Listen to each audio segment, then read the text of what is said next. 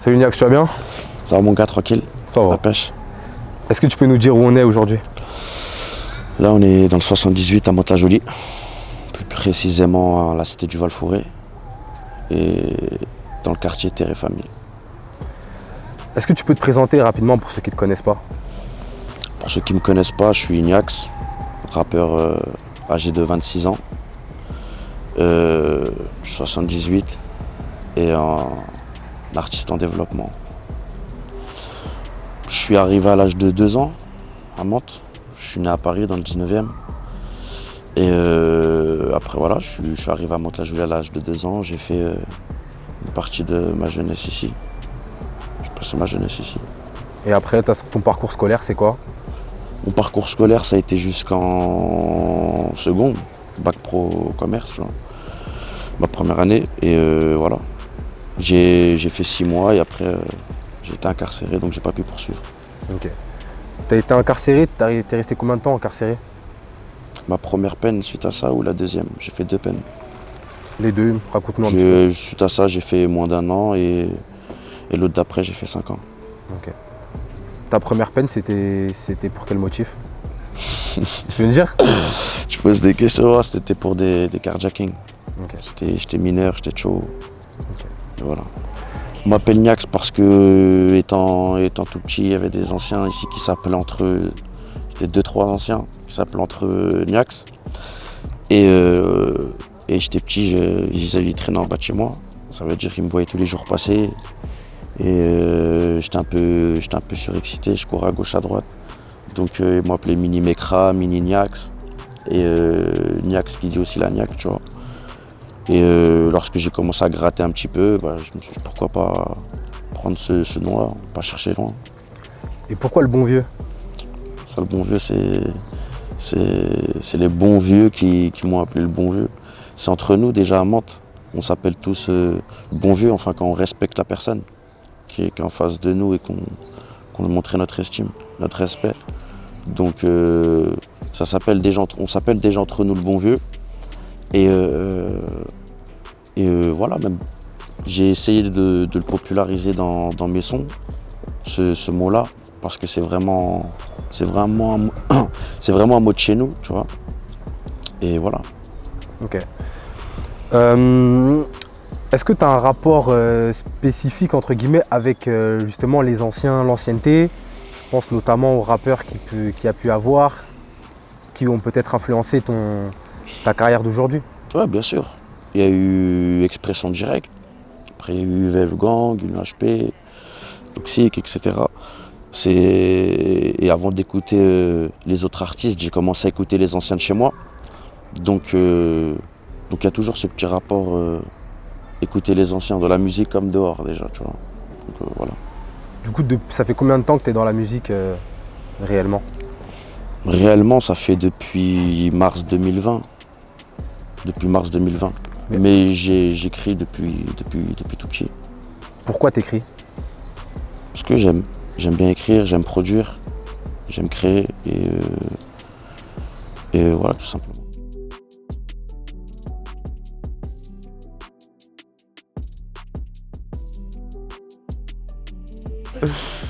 Donc je disais, dans tes sons, tu parles beaucoup d'incarcération. Ouais. Tu dis notamment que c'est pas une fierté. Pourquoi c'est pas une fierté selon toi? C'est pas une fierté de faire de la prison. Tu t'es fait épingler. Et puis même, il n'y a pas de fierté à ça, tu vois. Il n'y a que des leçons à en tirer. Et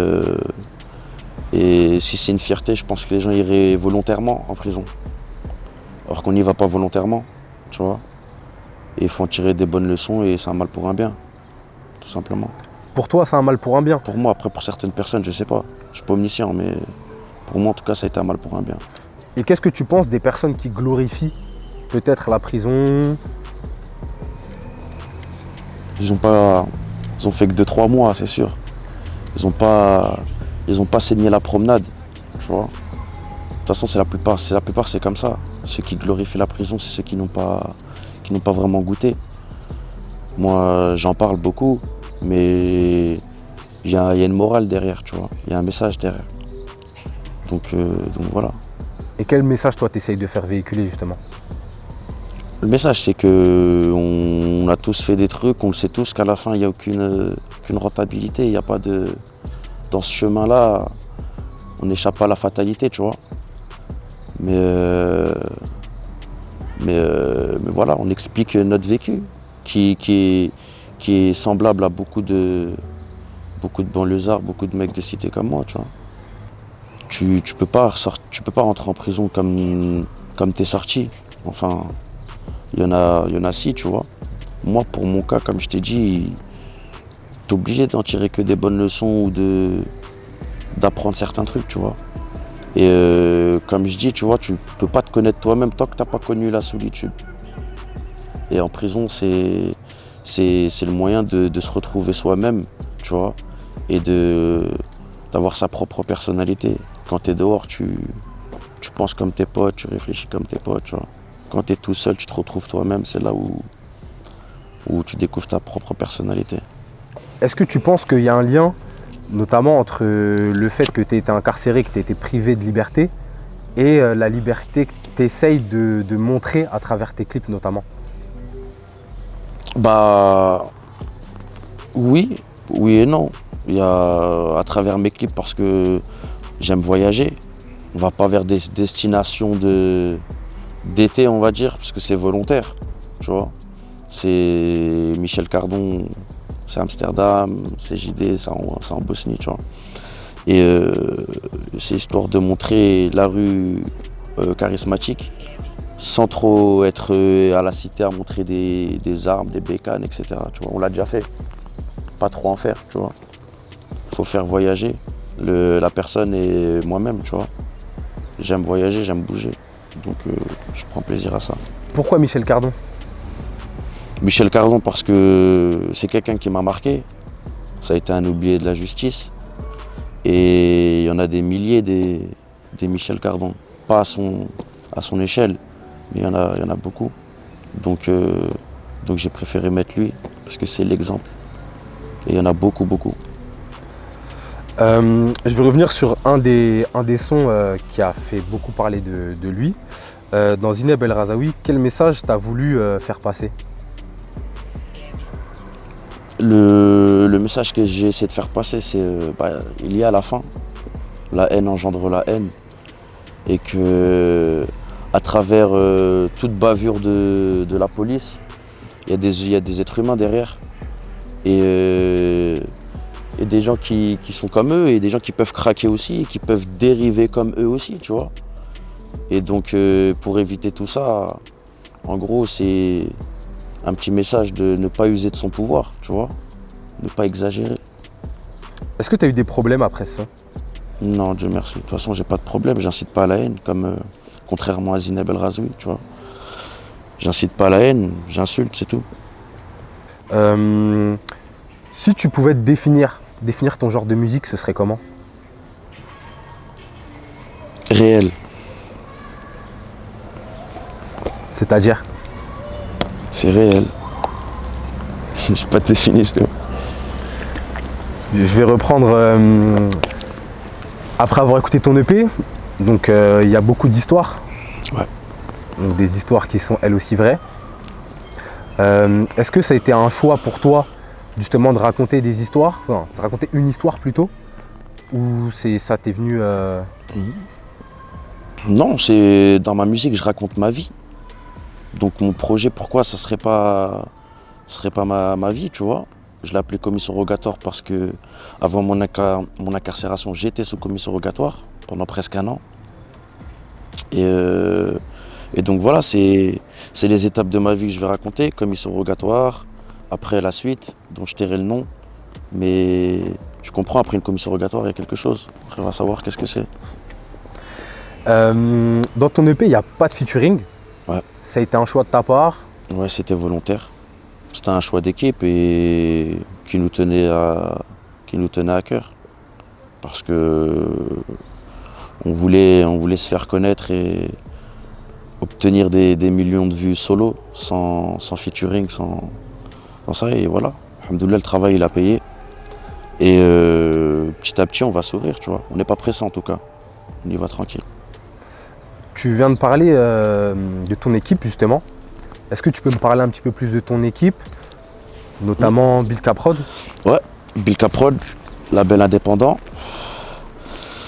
que j'ai connu via leurs anciens artistes. Et que ce nom-là me disait quelque chose.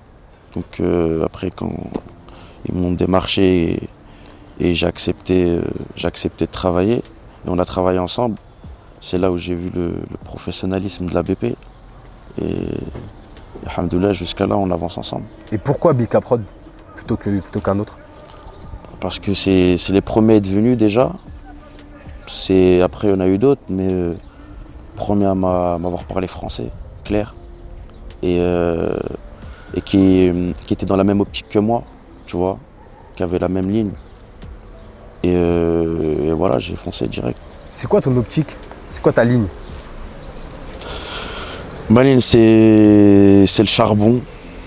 C'est le charbon quotidien et pas faire les choses pour les faire. Faire les choses pour réussir. Pas sans tricher, tu vois. C'est avec le travail. Alhamdoulilah. Tu viens de parler d'un mot qui m'interpelle, tu parles de travail. Après ton incarcération, Ouais. tu as essayé de te réinsérer, tu t'es réinséré.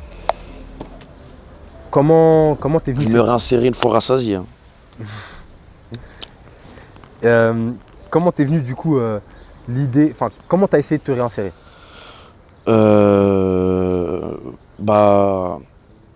Quand tu sors de prison, tu dois toujours quelque chose à la justice. Tu dois travailler, quand tu es jeune, tu dois aller à l'école, etc.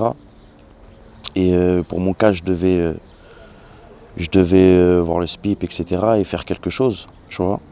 Et comme j'ai jamais bossé pour quelqu'un, pour la famille, j'ai décidé de mettre en pratique, d'appliquer un concept qui me tenait à cœur. C'est l'épicerie ambulante, tu vois. Donc dès que je suis sorti, j'ai attaqué ce projet-là avec statut auto-entrepreneur petit à petit. Et que j'ai développé, que je continue de développer tous les jours. Et voilà, c'est entre guillemets ma couverture sociale. Est-ce que tu peux nous expliquer un petit peu plus en profondeur le concept de l'épicerie? Le concept d'épicerie by night, c'est tout simplement une alimentation générale qui vient te livrer chez toi, tu vois, une épicerie mobile. Il y a tout dans la voiture. Elle vient, elle te livre tout ce que tu as besoin, tu vois. Une épicerie. Et qui a commencé à l'échelle régionale, Inch'Allah, et pourquoi pas à l'échelle nationale par la suite.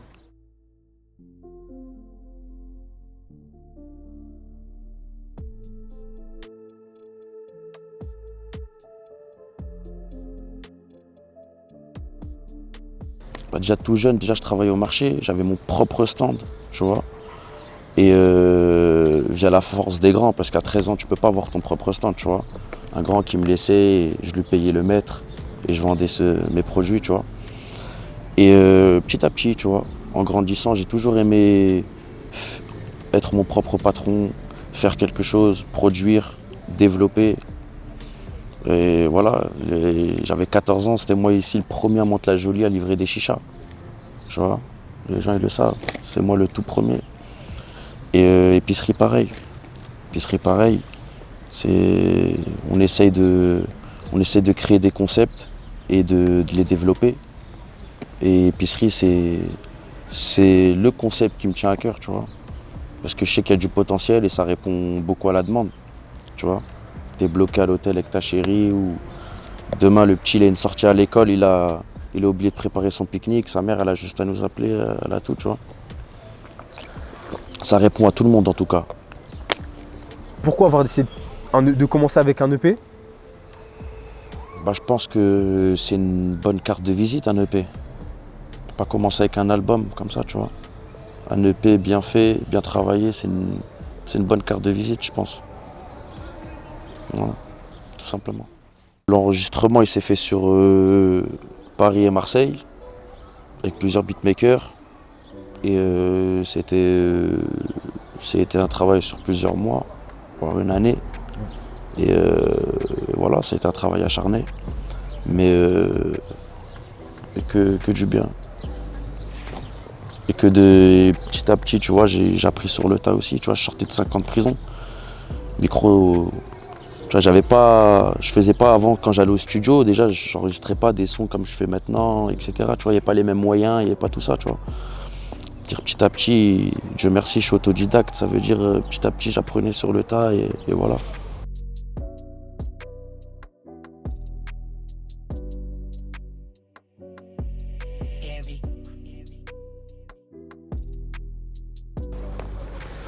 Et au niveau de tes clips, comment t'es venu l'idée de clipper tel ou tel son C'est-à-dire, Pourquoi avoir décidé de clipper CJD par exemple ou bah, un autre son? ouais, c'est JD. Après l'enregistrement de ce son-là, on l'a écouté. Et Ryan, le producteur, il me dit on va le clipper et quelle destination je verrai.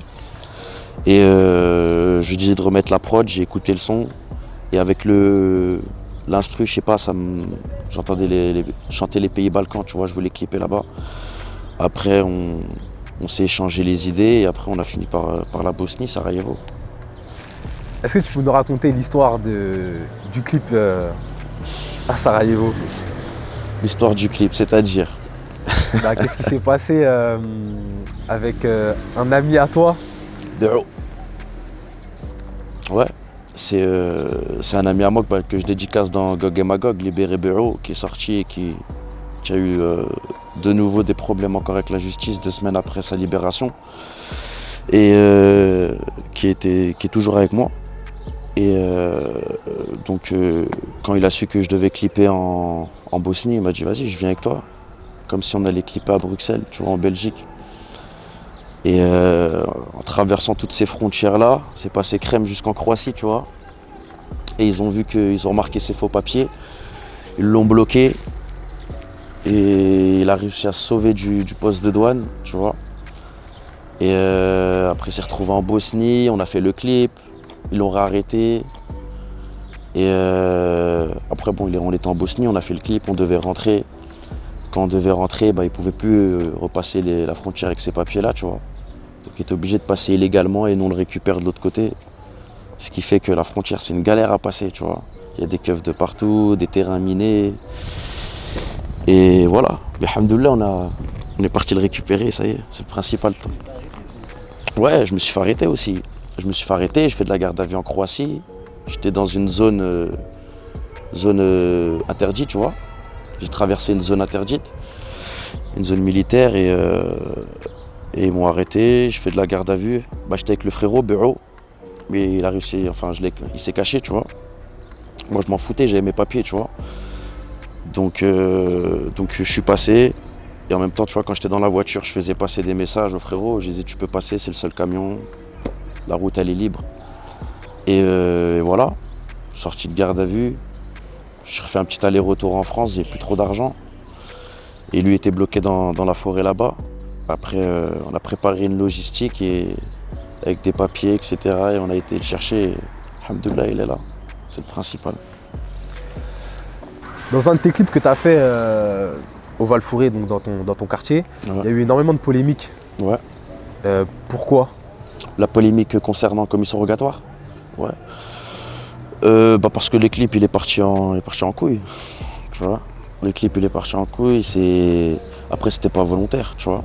Nous on peut pas gérer tout ce flux de personnes. On a essayé de réunir des personnes en respectant la situation sanitaire et les règles. On avait les masques et tout. Mais ce jour-là c'était un jour de match, quartier contre quartier. Ce monde-là aussi est venu, tu vois. Ce qui fait que ça fait plus de monde. Après, premier fourgon de police qui passe. Quand la police elle voit du monde, elle descend armée, etc. Et donc voilà, ça a fait que l'effet boule de neige, tu vois. Au lieu de passer tout simplement, pas calculer, laisser les gens faire leur clip tranquille, tu vois. Ils sont descendus et ça... Il y a des enfants en face, etc. Et voilà, tu connais comment ça part après. Dieu merci, il n'y a pas eu de blessés ni d'interpellés. Et c'est le principal. J'écoute beaucoup de rap hollandais. J'aime bien leur flow, leur prod, etc. Et après des artistes que j'ai beaucoup écoutés, Il y a, il y a l'ancienne école, il y a Rof déjà, tu vois. Il y a Rof, la Mafia Cafri, Mac Tailleur, tu vois. Et j'ai écouté un peu de tout, justement, pas à l'ancienne. Mais je suis plus focalisé dans le rap à l'ancienne, tu vois. Pourquoi le rap à l'ancienne? Parce que ça répond peut-être à mon éthique, tu vois, ma mentale, tu vois. Je me reconnais moins dans le rap actuel. Enfin, il y a certains artistes, si, tu vois, mais c'est pas énorme, tu vois. Auparavant, j'écoutais Mac Tailleur, Salif, tu vois. C'est pas, il n'y a plus trop de rap comme ça maintenant, tu vois. Mais voilà, mais il y en a quand même. Dans ton EP, tu racontes une histoire, comme je le disais tout à l'heure. À la fin de l'histoire, c'est une interpellation. Oui. C'est ce qui t'est arrivé? Ouais, bien sûr. Une interpellation, ouais. On t'a dénoncé? On m'a donné, ouais, un indique, une check-em. C'est comme ça, il y en a partout, tu vois. Il y en a partout. Est-ce que ça t'a fait mal de te faire donner? Non, j'ai pris plaisir, bien sûr. On te donne, tu pars en prison pas pour un petit truc, tu vois. C'était un gros coup. Et voilà. On s'est fait attraper en flagrant délit, tu vois. Et ça, ce qui fait que voilà, tu vois. Je me suis fait donner, c'est tout. Est-ce que tu auras une dernière chose à dire pour clôturer l'interview? Pour clôturer l'interview, elle sera après l'EP ou pas? Elle sera après l'EP. Streamez fort. Et restez branchés, surtout. Ça arrive, c'est pas fini.